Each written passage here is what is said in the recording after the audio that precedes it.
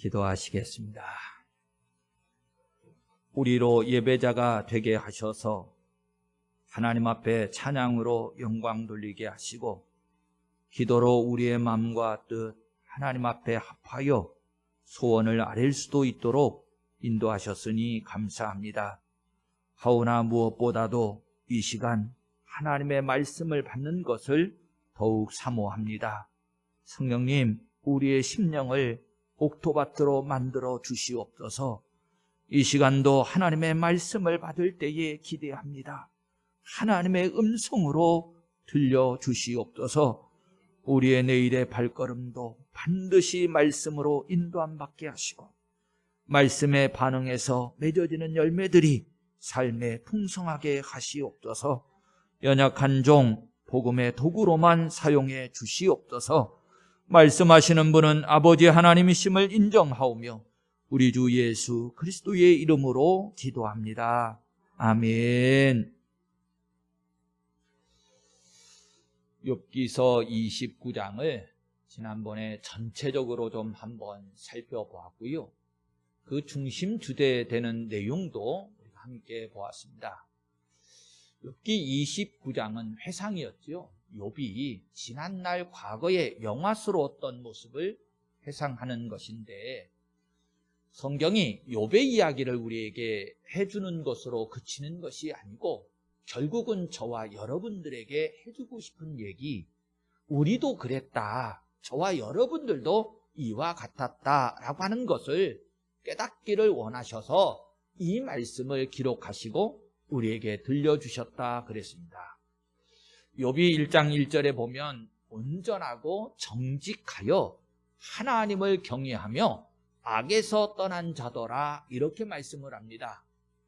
저는 사실 이 말씀을 처음 대할 때에 목회자로서 조금 고개가 갸우뚱거려졌어요. 왜 그러냐면 본질상 저와 여러분들은 죄인이잖아요.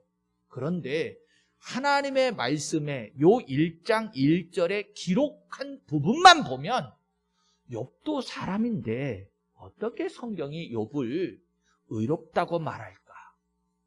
하나님을 경외하는 것까지는 알겠는데 악에서 떠난 자더라, 결국 의인이라고 어떻게 지칭해 주실까라고 하는 의구심을 갖기도 했었습니다.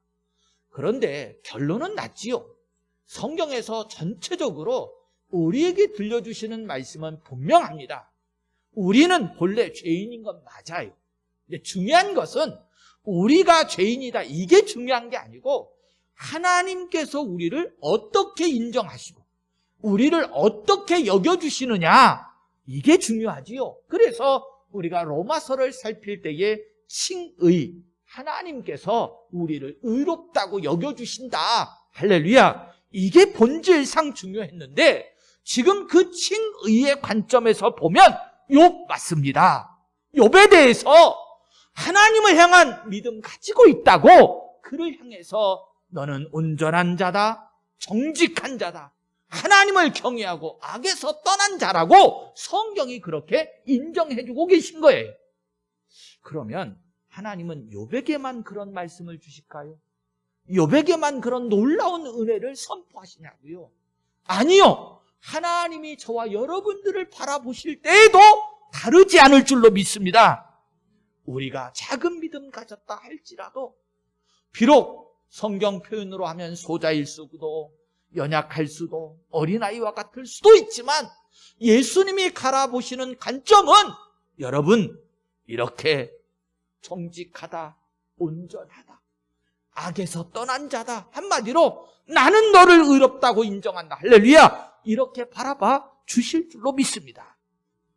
자, 그런데 욥이 이렇게 하나님께서 인정해 주시는 삶의 자리에 있다가 한순간 육신적으로 보면 나락으로 떨어진 것 같았습니다.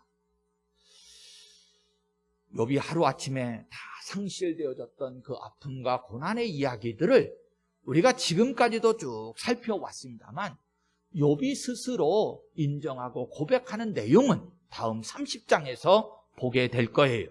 그러나 중요한 것은 지금 이 29장 속에서는 욥이 회상하고 있었지요. 어떤 때를요? 쉽게 표현했습니다. 자신이 하나님으로부터 은혜를 누리는데 왕같은 제사장적 삶을 살았던 그 은혜를 누렸던 것을 회상했어요. 다시 한번 말씀을 드릴게요. 저와 여러분들도 똑같았습니다. 그렇지요? 하나님께서 아담과 하와를 하나님의 형상대로 창조하셨다 그래요. 만물을 다스리는 권세를 주셨다고 말합니다.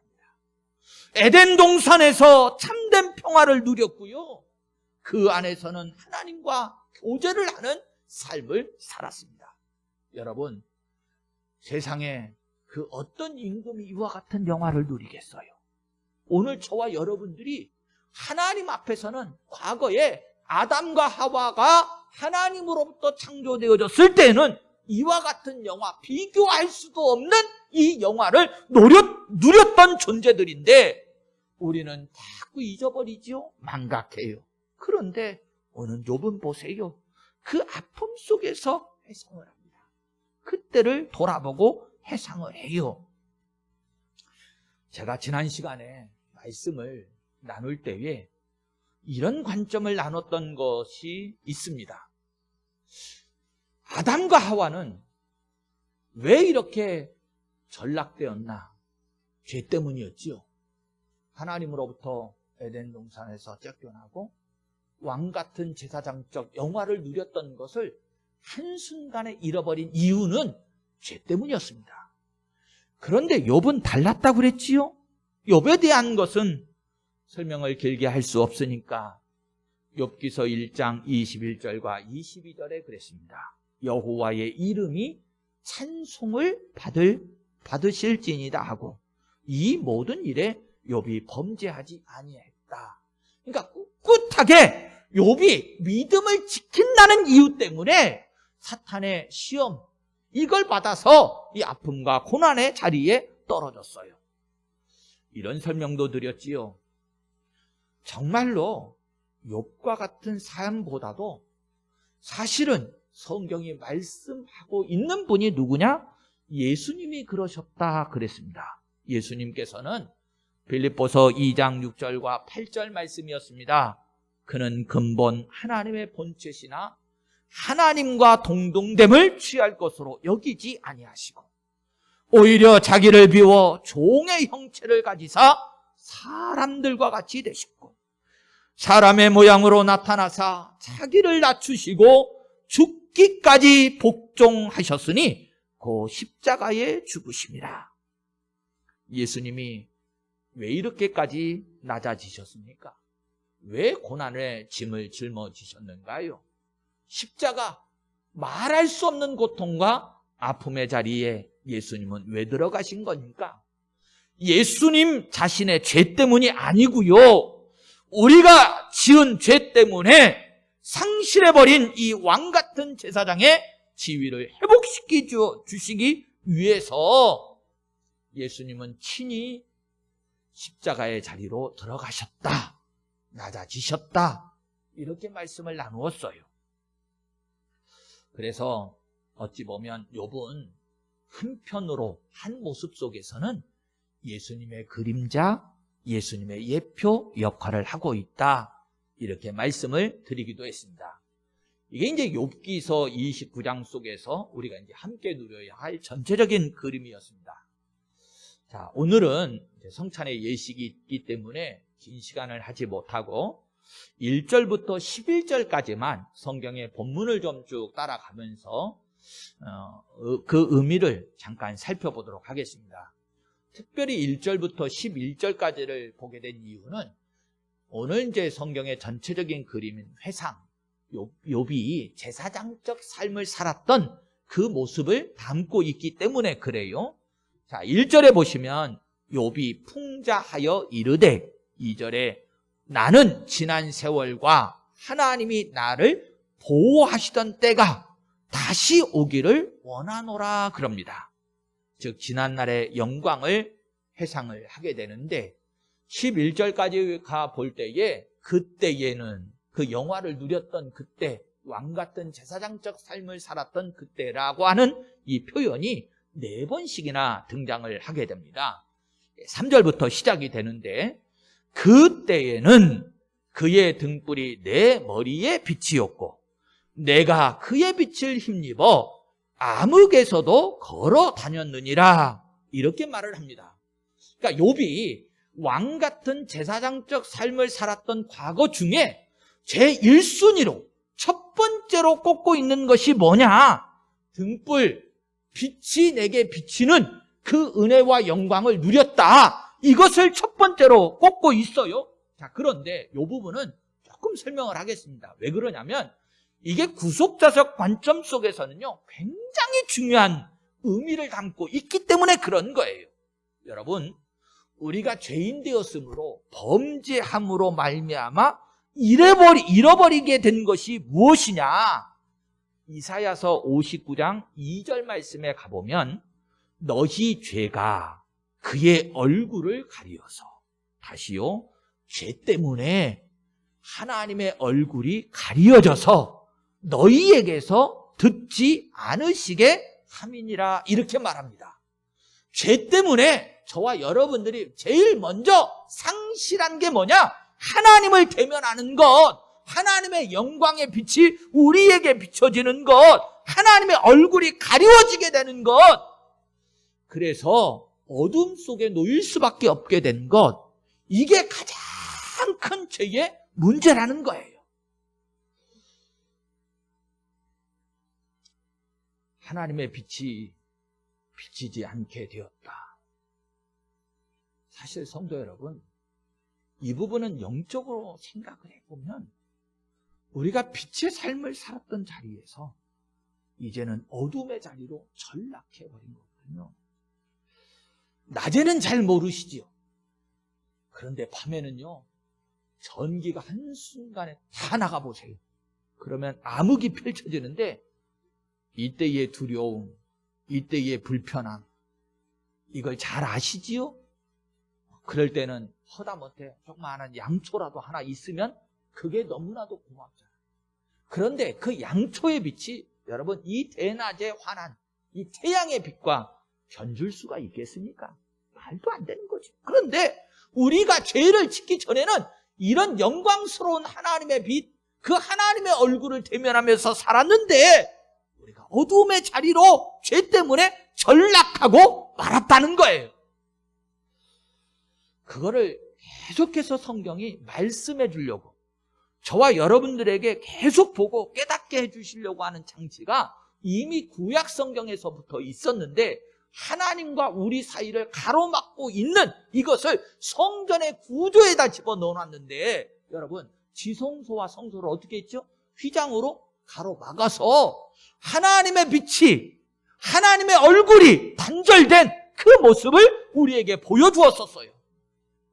그래서요, 하나님께서 이 부분이 스스로도 너무나도 안타까우셨던지 구약시대의 제사장들에게 하나님의 이름을 가지고 하나님의 백성들을 축복하게 하실 때에 너무나도 강력하게 강조하셨던 것이 뭔 줄 아십니까?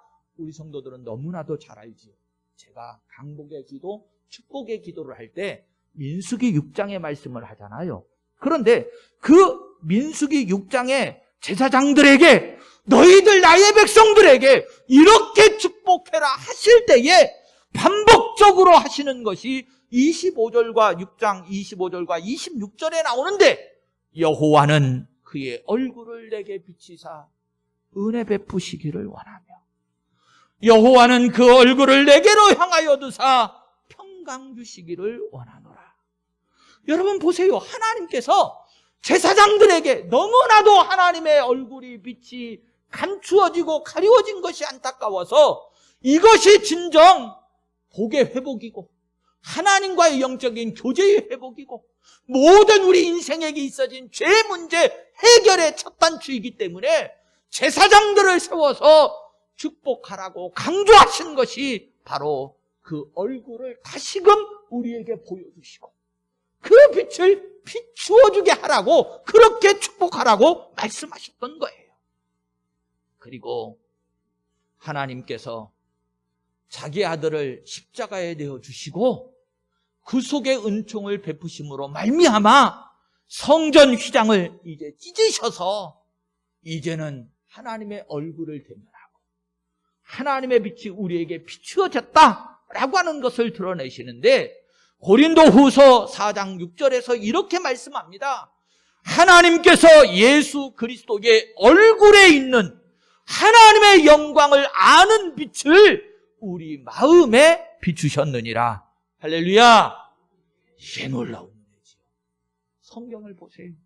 얼마나 이렇게 놀랍게 일목요연하게 철저하게 우리에게 한 말씀을 주고 계시는지.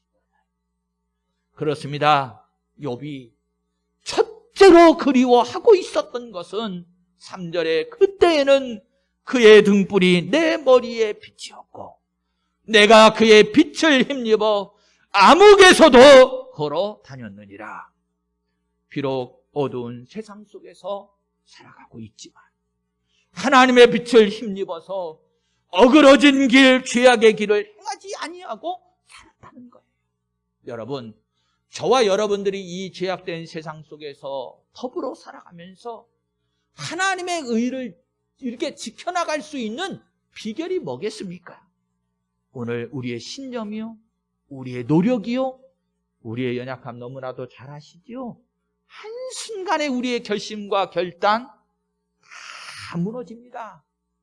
오직 유일한 길은 하나님이 우리에게 빛을 비춰주시고 하나님의 얼굴을 대면하면서 살아갈 때 이 죄악된 세상에 물들거나 넘어지지 않고 오늘 이 욥의 고백처럼 어두운 암흑 세상이지만 내가 그 빛을 힘입어서 걸어갔다, 이렇게 말하는 줄로 믿습니다.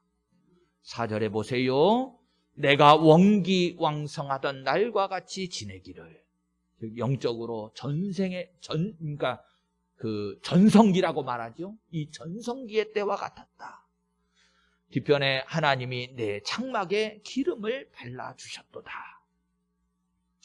이 말씀을 좀 설명을 좀 해보려고 성경을 뒤져보니까 야고보서 2장 23절을 보면 하나님께서 아브라함을 뭐라고 칭했던 적이 있느냐면 하나님의 벗이라 이렇게 칭했던 적이 있어요. 욥이 결국은 하나님 앞에 어떤 대접을 받았느냐? 하나님의 벗이다. 욥도 똑같이 하나님으로부터 그런 대접을 받았고 해주셨다는 거예요. 사실요, 저는 이 하나님과 교제했다, 사귀었다 이 말이 가볍게 들리지를 않아요. 왜냐하면 여러분, 저나 여러분들도 친구 삼고 뭔가 교제하고 그러려면 세상 말 좀 쓰겠습니다. 급이 맞아야 되잖아. 급이. 그러지 않습니까? 사람만 그런 게 아니에요. 그런데 되돌아 생각해보면 아담이 에덴 동산에서 하나님이 거니시는 발걸음 소리를 들었다. 함께 살았다는 얘기잖아요. 함께 교제하고 살았다. 그러면 우리의 급을 하나님이 어떻게 인정해 주신 거냐? 교제의 대상으로 높여주시고 인정해 주셨다는 말씀이거든요. 하나님과 관계가 이렇게 욥은 아주 친밀했던 그때 말이에요. 그때의 영화를 생각하고 있는 거예요. 근데 제가 이제 되돌아보며 생각해 봤어요. 나는 정말로 욥처럼 말할 수 있는 하나님과 이렇게 친밀한 교제를 나누었던 때가 있었나, 이런 생각이 들었어요.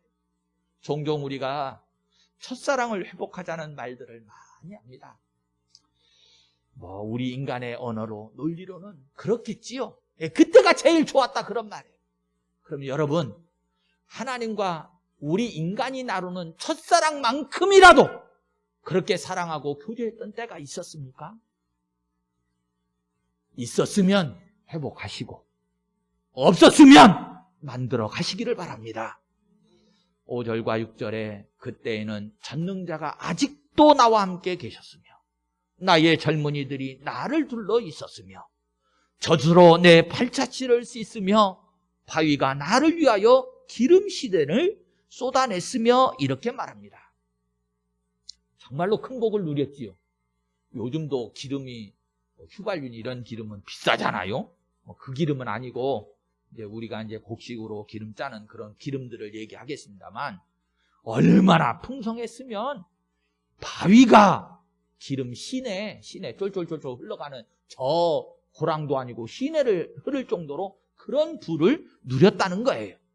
또 7절에 그때에는 내가 나가서 성문에 이르기도 하며 내 자리를 거기에 마련하기도 하였느니라 그럽니다. 옛날 고대 시대는 이 성문 앞이 뭐였느냐면 통치하고 재판하는 자리였습니다. 그러니까 그런 영화를 욥이 누렸다는 거예요.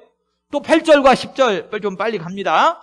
나를 보고 젊은이들은 숨으며 노인들은 일어나서 서며 유지들은 말을 삼가고 손으로 입을 가렸다 그럽니다. 이건 한마디로 욥의 신분, 욥의 사회적인 위상이 어떠했느냐, 높았다, 대접받고 인정받았다, 이런 걸 표현하고 있는 겁니다. 11절에 귀가 들은즉 나를 축복하고 눈이 본즉 나를 증언하였나니 그럽니다. 사실 11절은 작은 결론이라고 말할 수 있는데, 나에 대해서, 즉 욥에 대해서 관해 듣는 사람들은 칭찬을 하고 보는 사람들은 자랑을 했다, 이렇게 말하고 있는 겁니다. 제가 앞서 주제 해설을 전체적으로 쭉 말씀을 드릴 때에 이런 말씀 드렸죠. 우리 사람의 가장 영화스러운 복, 가장 영광스러운 모습이 뭐냐면 하나님의 형상대로 창조됐다는 거예요. 이게 최고의 복을 받고 태어난 것입니다.